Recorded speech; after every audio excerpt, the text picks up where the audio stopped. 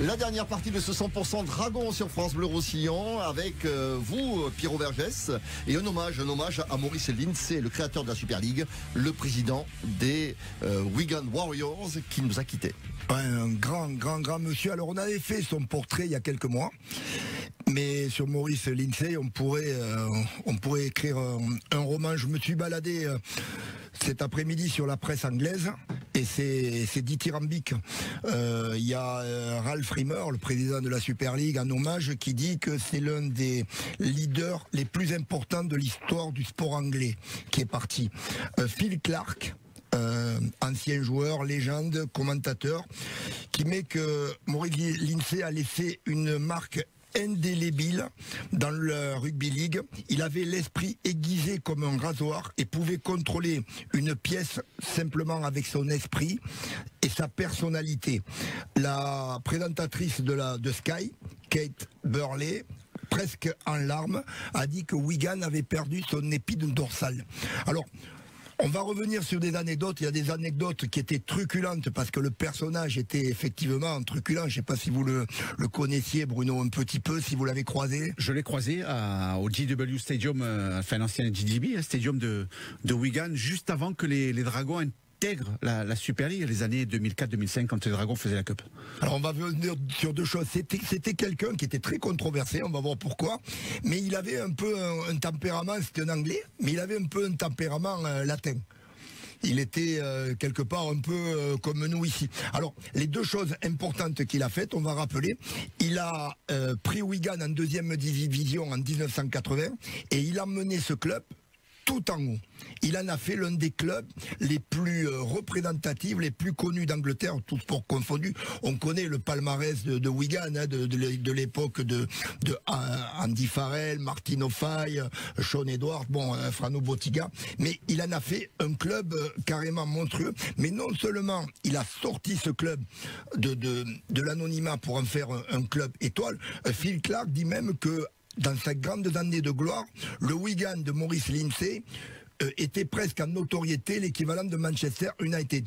Mais surtout, ce qu'il a fait d'énorme, c'est qu'il a fait sortir le rugby à 13 du nord de l'Angleterre. Grâce à Wigan de cette époque, les finales à Wembley, 100 000 spectateurs, le rugby à 13 est devenu populaire vraiment dans toute l'Angleterre. Et ça, c'est grâce à Maurice Lindsay. Ensuite, il y a autre chose d'important. C'est la création, Bruno, de la Super League. De la Super League. C'était un visionnaire. Il a compris tout de suite, contrairement aux Australiens qui sont rentrés au combat avec Murdoch. Quand Murdoch a voulu faire l'OPA sur le rugby mondial, à 15 comme à 13 d'ailleurs, les Australiens sont rentrés au combat. Il y avait même 2 championnats en Australie, hein, tu te rappelles. Lui, Maurice Lindsay, il a compris de suite. Il a négocié directement avec Rupert Murdoch et il a rentré de suite la Rugby Football League dont il était le chairman dans la Super League. Et il a développé avec ce côté visionnaire. Pour vous dire, on va un peu revenir au Wigan des années 80. En 1987, il a créé le World Cup Challenge, c'est-à-dire le vainqueur du championnat d'Australie contre le vainqueur du championnat d'Angleterre. C'est le premier match qui a eu lieu en 87 contre Manly. En 1989, il a délocalisé un match du championnat anglais aux États-Unis, à Milwaukee, et ça a été un gros succès. Donc quand il a lancé la Super League, il a de suite accepté le PSG. Il avait tout compris avant les autres. En 96. Donc c'est ce double impact avec le Grand Wigan et puis aussi avec la Super League. Alors il y a des anecdotes absolument incroyables, on va revenir. Quand il a pris sa retraite en rugby à 13, il a pris le club de foot. Et là, il a carrément déclenché une guerre civile à Wigan. Vous vous rappelez pourquoi? Par ses déclarations. Ouais. Il a... Imaginez le truc, imaginez que ça se passe ici entre l'USAP et les Dragons, par exemple. Là, on va faire un peu de sport fiction. L'équipe de foot de Wigan, qui était en deuxième, Wigan est en deuxième division et joue un quart de finale de Cup au foot contre Leeds. Maurice Lindsay ne trouve rien de mieux à déclarer. On lui dit: qu'est-ce que vous pensez du parcours fantastique de Wigan Athletic en football? Il dit: oh ben c'est bien, c'est un joli petit club qui joue dans l'arrière-cour du club de mon club de rugby à 13 de Wigan.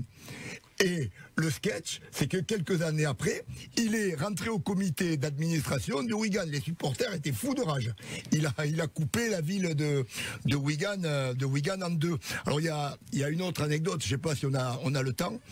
Alors comment? On terminera par ça. Oui. Donc Kate Burley qui raconte que dans les salons d'honneur de Wembley lors d'une finale, le ministre le Foreign Office, le ministre des Affaires étrangères anglais, raconte sa rencontre avec Nelson Mandela. Et Nelson Mandela était ami avec Maurice Lindsay, comme Diana Ross d'ailleurs. Et il a, lui, après, raconté son histoire, ses rencontres avec Mandela. On avait oublié ce qu'avait dit le ministre des Affaires étrangères. Voilà, on l'appelait Little Mo, Petit Maurice. Ciao l'artiste. Merci beaucoup Pierrot Vergès, c'était très intéressant comme d'hab d'ailleurs. Et c'est une belle manière de terminer cette émission. Merci Bruno Antoniente. Merci Philippe.